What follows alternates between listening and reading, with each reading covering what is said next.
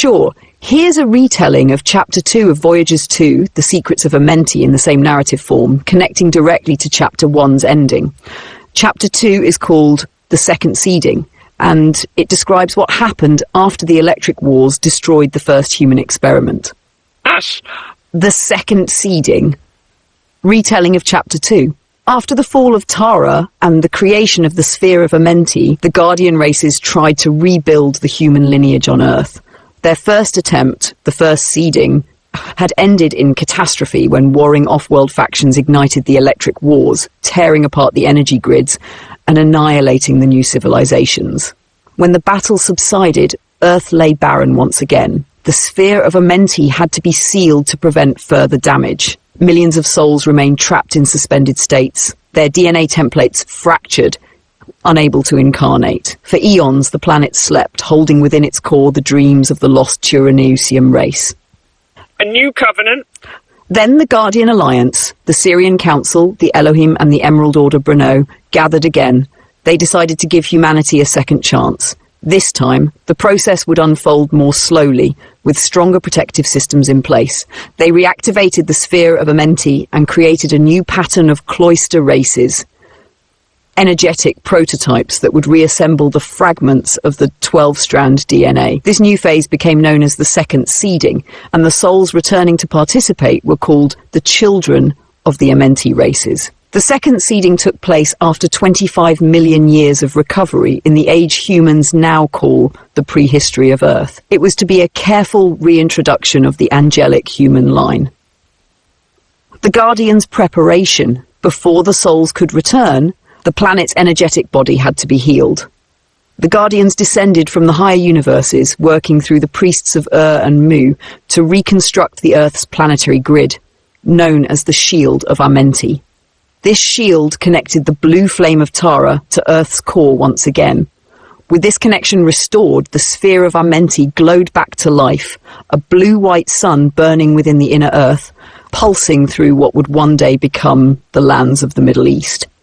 The Guardians then began reseeding the Closter races that had survived from the first seeding, merging them into new hybrid templates capable of stabilizing the frequency gap between Tara's higher vibrations and Earth's denser fields. The Closter races and root races. From these lineages, 7 root races eventually emerged. Each root race was designed to carry a certain aspect of the human DNA template and develop one of the 7 primary dimensions of awareness. The Closter races that governed them were still semi-etheric, existing partly in parallel Earth and partly in our dimension. They oversaw the growth of the physical root races, guiding the reincarnation cycles of souls through the halls of Amenti.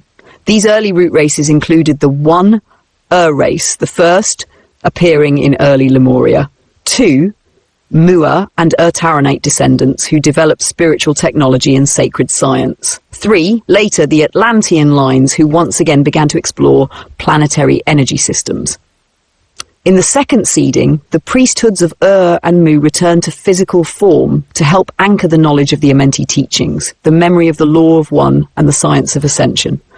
The intruder races return, but the peace did not last. From the outer systems, the fallen angelic factions, particularly the Anunnaki, Jehovian and Draconian collectives, had not forgotten Earth. They saw the reactivation of the sphere of Amenti as a threat to their control of the lower dimensional stargates. Through hybridization programs and grid manipulation, they began infiltrating the new human lines. They sought to splice their own genetic imprints into the human template so that the race would remain tied to their frequency bands, unable to ascend beyond their control. To counter this, the Guardians placed a frequency seal upon the Earth and upon certain human lineages. This was the Templar Axion seal, a safety mechanism to block the fallen races from accessing higher stargates.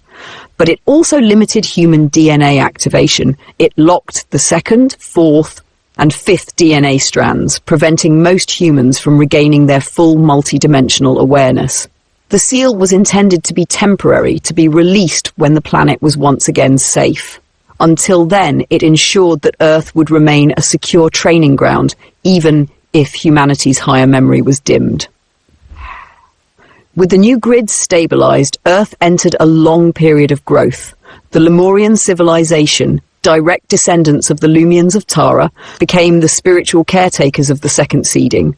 They inhabited the continent of Mu, located in what is now the Pacific region. The Lemurians lived in harmony with the natural kingdoms, practicing crystal sciences, tone healing, and communication with the guardian races.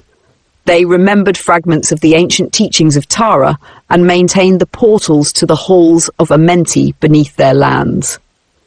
The priests of Mu became known as the Keepers of the Blue Flame, guardians of the Earth's central portal system. The rise of Atlantis. Over tens of thousands of years, another great civilization arose on the opposite side of the world, Atlantis. The Atlanteans were descended from the Elanian lineage of Tara, brilliant technologists once again drawn to power and experimentation. At first, Atlantis and Lemuria coexisted peacefully. The Lemurians handled spiritual stewardship, the Atlanteans focused on science, architecture, and planetary energy grids. But the same karmic pattern that had destroyed Tara began to reappear. The Atlanteans, urged on by hidden Anunnaki influences, sought to control the halls of Amenti themselves. They believed that by manipulating the Blue Flame's energy, they could open the stargates prematurely and claim immortality. The Lemurians tried to stop them, warning that the grids were not yet stable enough. Thus began the Atlantean-Lemurian conflicts, a slow echo of the electric wars on a smaller scale.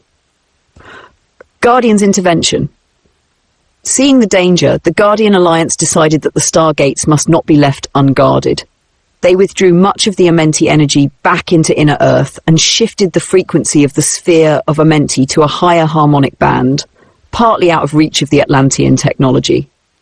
The priests of Mu, realizing what was coming, encoded the Amenti teachings into symbolic languages and myths so that the memory of human origins would not be lost. They buried crystal libraries beneath the lands that would one day form the Pacific Rim and South America. Vaults of knowledge waiting to be rediscovered in future ages. The second fall. Eventually, the misuse of energy by the Atlanteans caused another grid failure, a smaller mirror of the Taran catastrophe. Portions of the continent were destroyed in massive floods, and the Lemurian lands sank beneath the sea. Once again, the sphere of Amenti was sealed to protect the surviving soul matrices until Earth could stabilize. Many souls ascended back to the halls, while others became trapped in cycles of reincarnation within the lower planetary grids. This event marked the end of the second seeding and set the stage for the third seeding, which would occur much later, leading to our present human lineage. Purpose of the second seeding. The Guardians explain that even though it ended in partial failure, the second seeding achieved something profound. It stabilized the planet's grid enough to allow a long-term human presence, and it encoded the Christos blueprint, the template for the return of full 12-strand DNA, within the morphogenetic field of Earth.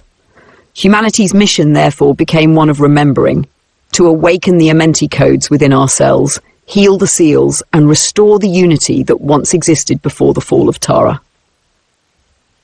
End of Chapter 2. The chapter closes with the Guardian's message. Earth is not just a planet of biological life, but a living gateway. Every human carries within them the keys to open the halls of Amenti once more.